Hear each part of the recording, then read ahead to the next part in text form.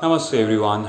Well, in the last video we have discussed about how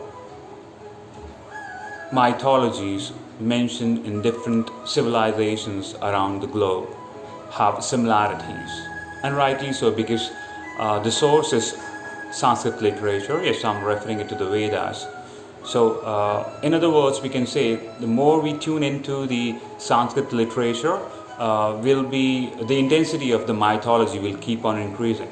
So, for an instance, if I'll make you relate it with the concept of thunder god, which is referred as Indra in Hindu mythology, and Indo-European mythologies they refer it to as if you talk about Greek, it's Zeus. If you talk about Slavic, it's Perun, Thor, so on and so forth. And also, when we talk about Buddhism, it has been referred as Sakra or Saka. So the concept is same. That's what I'm indicating to. And when we go a step ahead, when we go to the more subtle yet profound concept, we should tune into the concept of Rudra, the Vedic deity, because it's related with the destruction. We are supposed to think creation from three perspectives, because when we talk about the mythology, it's about creation and destruction and sustenance. So there are three zodiac signs pertaining to these three processes, which we should be focusing on.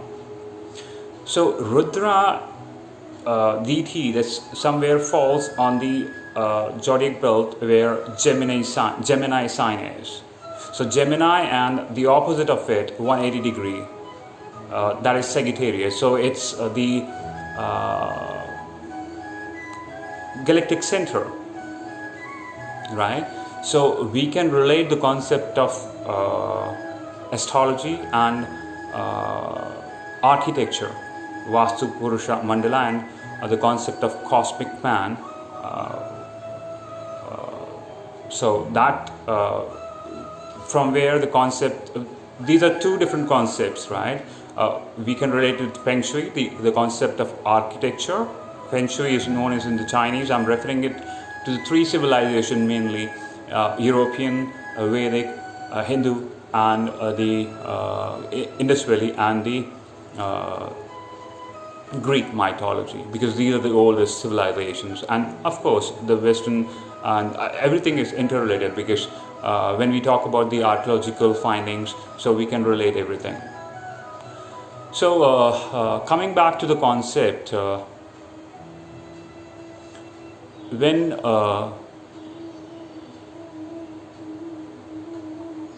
we relate with the destruction part of destruction, right?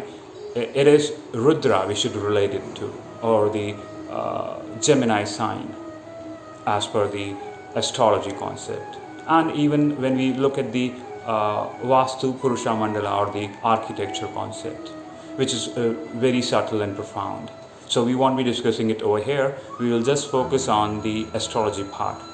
So when we talk about Rudra means Rudraksh. Rudra we can relate with the 11 numbers, which I'll be coming next. Rudraksh is the eye of Shiva. We can relate it with the destructive energy of ignorance generally. So it's from where we can relate the inner and the outer cosmos. Whereas when we talk about Indra, it's just about senses, and when we talk about Rudra, it's about going beyond senses. So it's a subtle yet profound dimension when we relate with these two deities. So coming back to the axial tilt, there is a 23.5 degree axial tilt approximately of Earth, on which the weathers or the seeds are being formed. So we have already related this, the concept of thunder god and we are also adding the 11 number, 11 degree, 11-year cycle of sunspot, which we related with the cosmic rays falling onto the Brahmarandhra or the pineal gland, and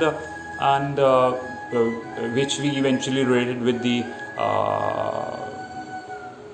alchemy of time and consciousness, protein synthesis, right, and human system, and we related with the 5 layers of earth atmosphere and 5 layers of human existence with quantum jump of consciousness.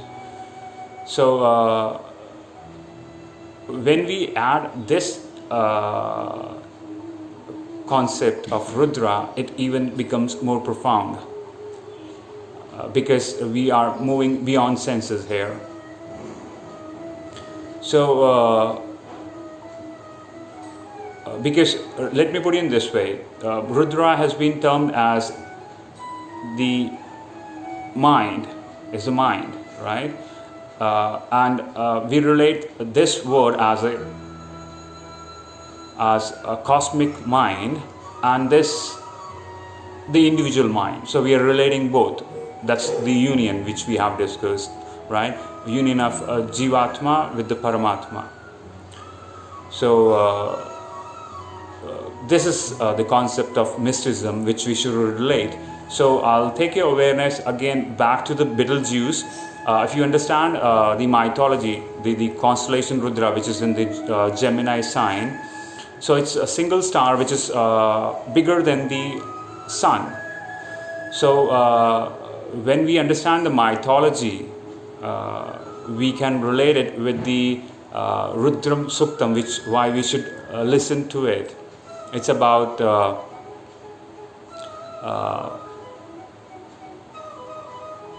the bhakti, jnana, and understanding of mythology of padas, which we have related. We have already discussed 27 constellation system and 28 constellation systems. So 2 constellation systems, 27 and 28. So we understand the things more profoundly once we relate it with 3 aspects, as mentioned before: destruction, sustenance, and creation. So we are focusing on the sustenance and destruction. Destruction is related with the transcendence concept, because when we are relating with the Rudra, it's a mind, and it's also known as chitta, right, or chitta kasha. So on the mental sphere, you're transcendenting the space and time with the inner calculations, right, of our but for that we are supposed to tune into the time scales mentioned in the Vedic text. So we should be aware of this, which I have already shared with you. If you have your views, because that's something which really fascinates me to work on, and I'll be looking for your opinion if you have some views about it, so that we can make that thing more profound, because that's the area which really fascinates, and that's the real butter which we would be churning eventually. That's the essence of the entire meditation or life is. So when we understand this concept, the Indra is the subtle dimension, and Rudra is the yet subtler and the more profound dimension, because here we are going beyond the senses, and we are in the chitta or the mind. So chitta is a broader concept. Then we understand that why there is we understand the mechanism, the parallel latitude of 11 degrees on the north and the south hemisphere, right? We and also because Rudra is connected with 11 numbers. There are 11 Rudras, right? And yet we go one step ahead. We relate it with the 12 Adityas. That's the second axis on the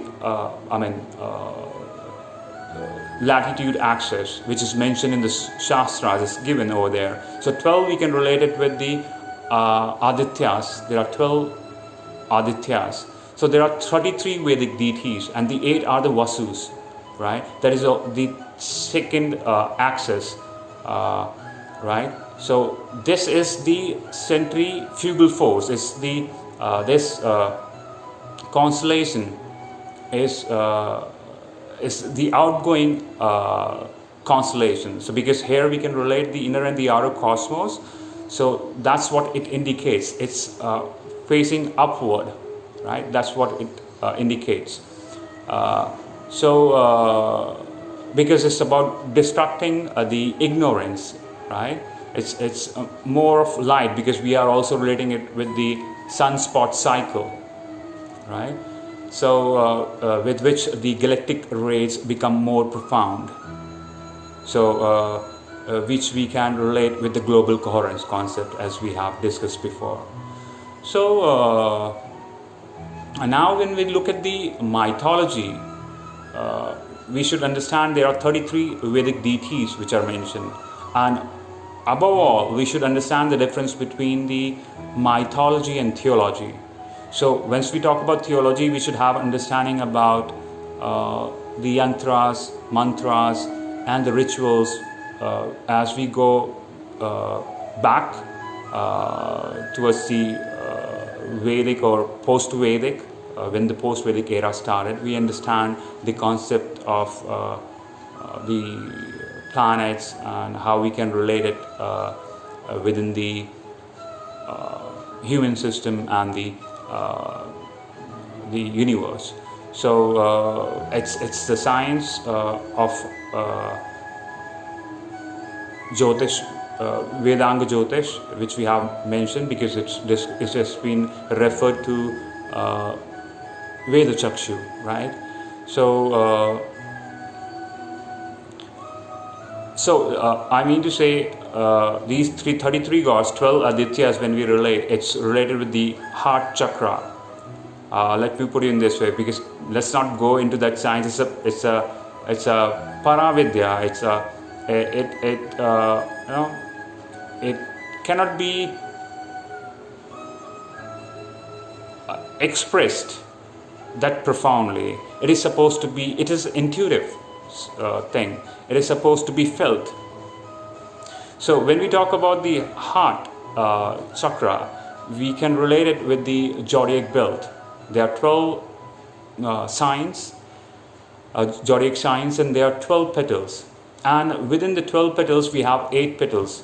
And within the 8 petals, we have the Vishnu. We related with zodiac belt with this spine, so that's where it indicates. And it's not on the right hand side, it's on the left hand side, and there's a reason behind this too, right? So we can relate it with the Hora Shastra, right? And the masculine or the feminine energy, which are supposed to be balanced, and we get the profound understanding about this. So coming back to this, the 8, we can relate 8 with the 8 direction. So that means it gives the idea about the 8 directions which are there in the Vastu Shastra or even in the astrology. And then we have the 2, because it makes 33. So it's the 2 directions which are the zenith and the nadir, right? Pointing vertically and going down. So this we can we can relate it with the 10 directions which has been given. We can relate it with the 8 matrikas or the 9 matrikas which are being mentioned, right? So Navagraha, 9 planets, and the 10th is we can relate with the concept of Vijay Dashami, right? When we have the 9 days of fasting, Navaratri are there. So in one Navaratri, there are two Navratris, right? So in one Navratri we have the Dashami. So it's related with the destruction, as we mentioned. So destruction of the ignorance. So we should relate it that way. So it is first tuning into the science of astrology, because it gives a profound understanding about the zodiac belt. Then we can start moving towards the architecture part, which is a later part. But both can be related with the concept of transcendence, I mean to say. And I would look forward for your opinion. If you have certain intuitive faculties or the same frequency with which you can relate, I have already circulated the concept of time span, the Chatur Yuga concept. That's where we should be working on, and it's mainly about the Dwapar first, and then moving it forward, because it's related with the it goes on, because so we should be focusing on both the aspects, on the Chatur Yuga as well as the Dwapar, right? So I'll end here, and I'll look forward for your opinion. Have a wonderful day ahead. Namaste.